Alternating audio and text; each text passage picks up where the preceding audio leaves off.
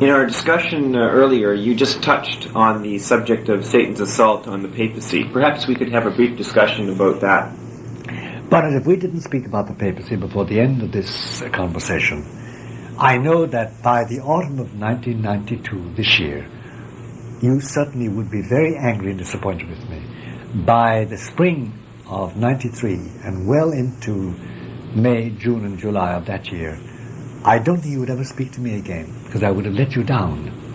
I wouldn't have brought to your notice what I think is fatally necessary for every Catholic to know, and that is the fate of the papacy and the coming stress and danger that we shall be without the strength of the papacy. Now let me explain what I'm talking about. There would be no difficulty in the eyes of the Church's enemies, both the seeker organizations that want to take a hold of the Church, and in the eyes of all the dissident theologians. There would be no difficulty in being Catholic if the papacy ceased to be an active, influential and jurisdictional element, authoritative element. If the Pope, or whoever is supposed to be the Pope, the Bishop of Rome, were just one amongst his peers, a fellow bishop, prominent because he is the most ancient chancellor in the most ancient church, and St. Peter, after all, was in Rome, and Paul was in Rome, and Rome has always been the center. But that's all. If that was all, it was a question of honor and veneration, and the man behaved himself like one of us, as a peer amongst his peers, there would be no difficulty. Nor would the secret enemies of the Church have ever sought to possess the Rome, to enter into it, and nor would Satan ever have wafted his smoke in there. It's a waste of time otherwise.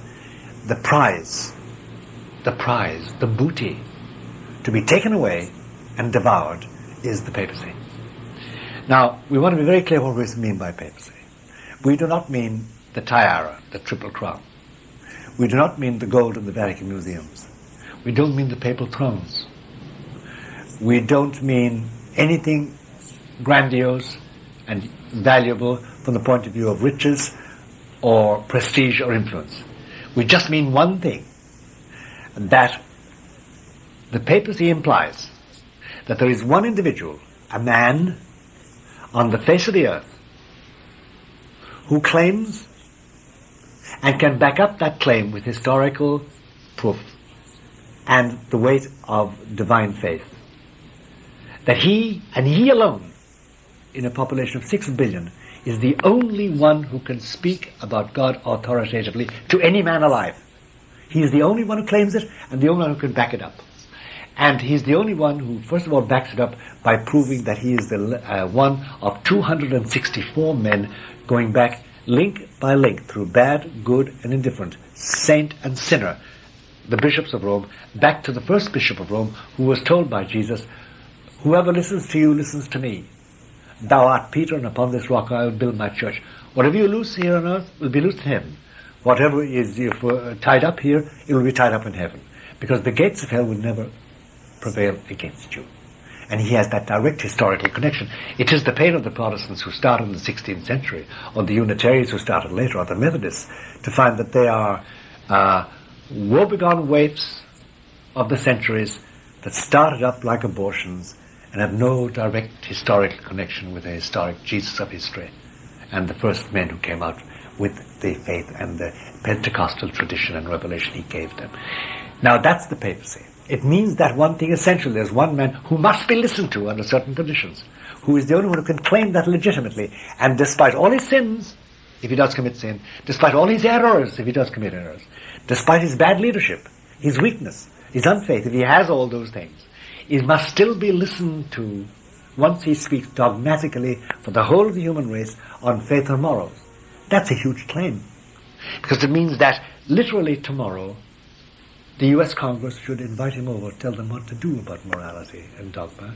It means the House of Parliament in England. It means every parliament should have his delegate telling them what is human morality and religion to be. It will not be like that easily. It will not happen like that. The world has rejected the idea. But that's what it implies. And it is not strange, by the way, that the enemies of the Church, those who dislike us for one reason or another, justified or unjustified, know that. They know that ultimately that is his claim. And that is the message of the Keys of This Blood, my last book. And that those keys, the scene which we probably know very well of Catherine Siena, with the vision she had of the keys of Peter dipped in blood. And God the Father said to her, Catherine, which of those keys? And she said, those are the keys you gave to Peter.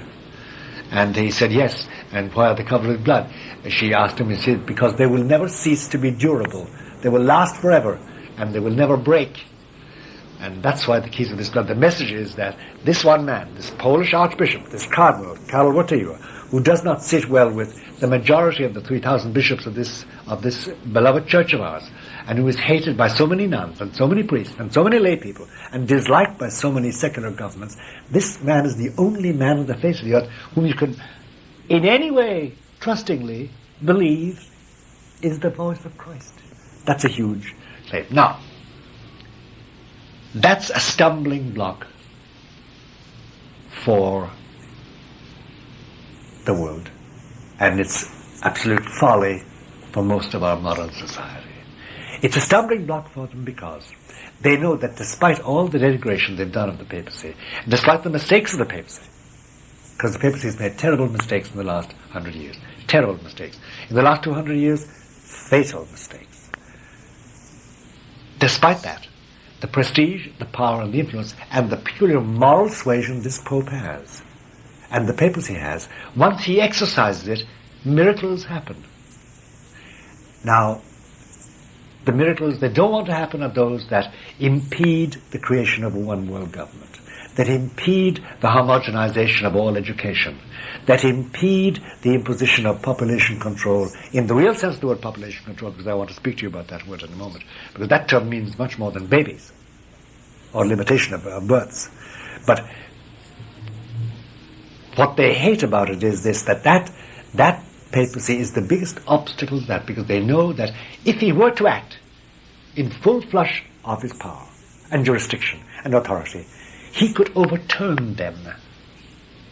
And they've seen this so near them in their own time. They know, who has it said, the qui mange pape meurt, whoever strikes the Pope dies. It was somebody who struck the Pope, Napoleon. And on Helena, he's supposed to have said, when somebody asked him, Emperor, what really happened?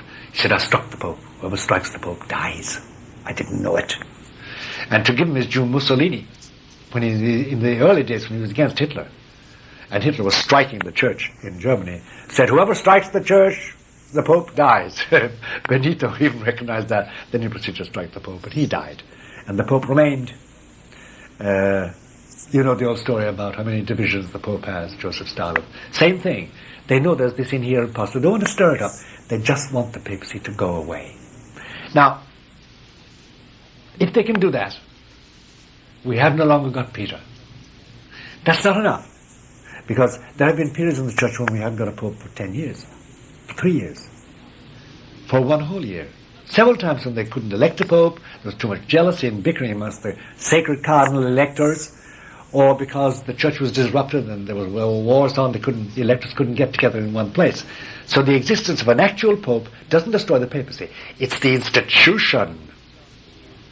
Now, to give you an example of their mind, the ideal mind. When John the 23rd was pope, he was carried around on a thing called the sedia gestatoria. It was a platform actually made of silver, beautiful thing, man. You can see it today. And it was carried by 9 lusty men on either side. All the same height, exactly the same height, dressed in beautiful hose and special coifs for their hair, and they had shoulder pads. They were trained to move, so there was no jogging. The Pope was carried along. And the first time I saw a Pope was in 1938, and I saw Pius XII carried, 1939, I saw Pius XII carried into St. Peter's, and I started crying when I saw this glorious sight.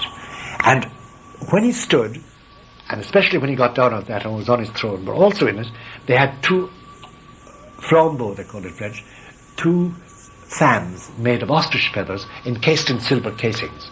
It must have cost a fortune in silver. It was South American silver, beautiful silver. And it was a gift, and studded with precious stones and gems and opals and emeralds. It hasn't been used since the time John Paul I was the last one who used it, and then just put aside. John Paul II has never used it. Where is it now? It's in the Vatican Museum. It's a relic. Will it ever be used again? God knows. I doubt it. What will happen? It will remain there for a couple of 100 years, perhaps 1,000 years, if the church lasts, if the world lasts 1,000 years, as a relic of a very ancient and beautiful custom, now quaint and utterly impractical. That is the status to which they wish to reduce the papacy.